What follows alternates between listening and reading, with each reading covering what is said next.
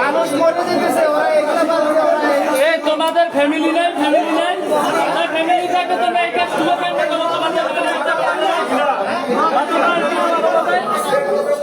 এই কাজগুলো কেন করবো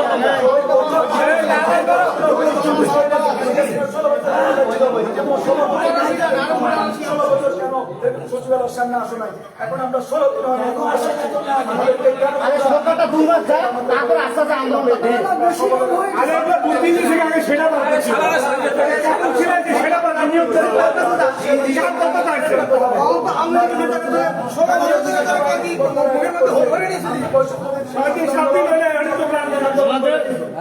ক্ষমতা যখন ছিল তখন তো প্রাণ নাই 16 বছর ধরে কি আমরা ছিলে তোমরা 16 বছর ধরে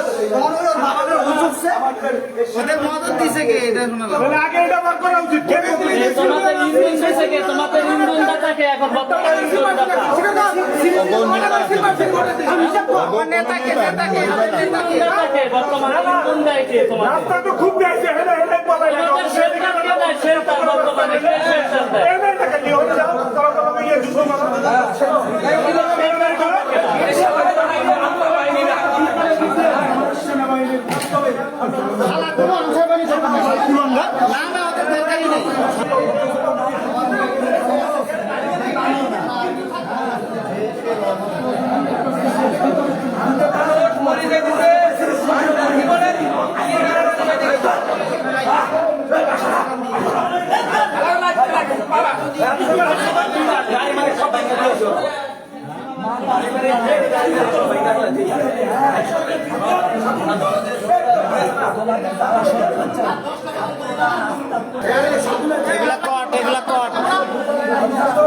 ধরা আছে, এগুলা সচিবালয়ের ভিতরে ঢুকছে।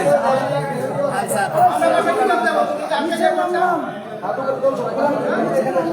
ওদের মতো যারা দখলদারিত্ব করতে চেষ্টা করবে তাদের কাউকে আমরা ছাড়বো না, আমরা বলে দিচ্ছি।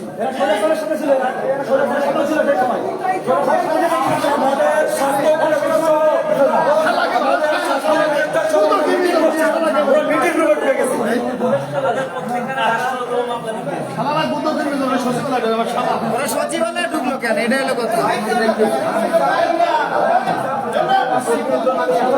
সচিবালয় কোনো সংগঠন ঢুকতে পারে না, তোমরা কেন ঢুকলে সচিবালয়?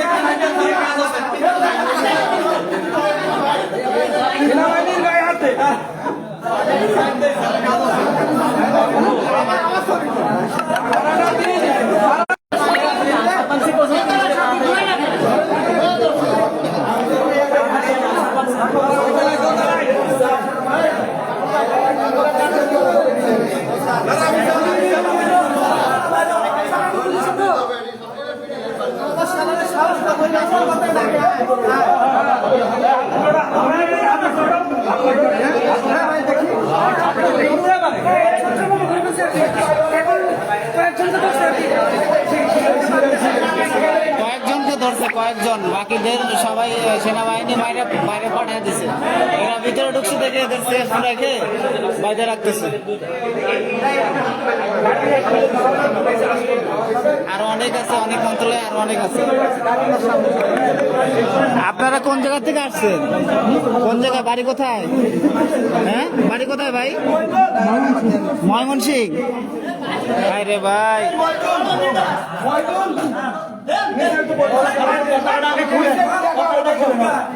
পতাকাটা খুলে গাড়ি আছে না, গাড়ি নিয়ে আসেন।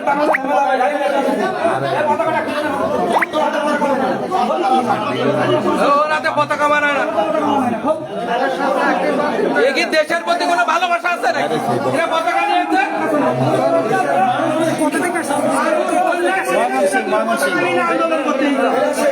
মানে ঢাকার বাইরে থেকে আসছে, সব বিভাগ থেকে জেলার থেকে আইছে বাইরে থেকে আসছে, সব বাইরে থেকে আসছে।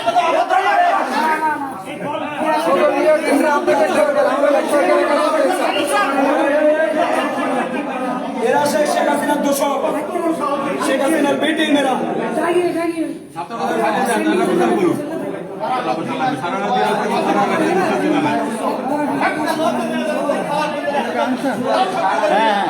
আনসার আনসার হ্যাঁ সবগুলো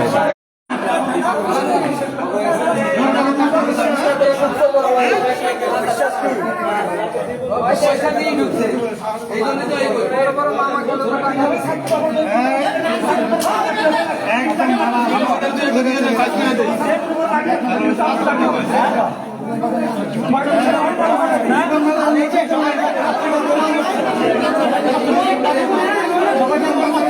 সারাদিন মানুষের জিম্মি করে রাখছে, সারাদিন রাত 10টা 11টা পর্যন্ত মানুষের জিম্মি করে রাখছে। ওরা বলে শান্তিপূর্ণ আন্দোলন করে।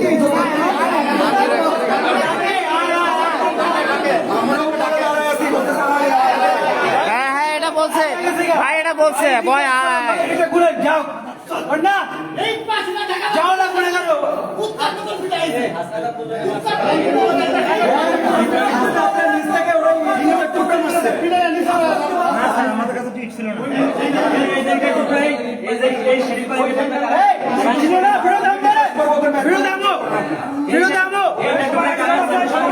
ভিডিও দেখাবো, সবার আইডিয়া আছে।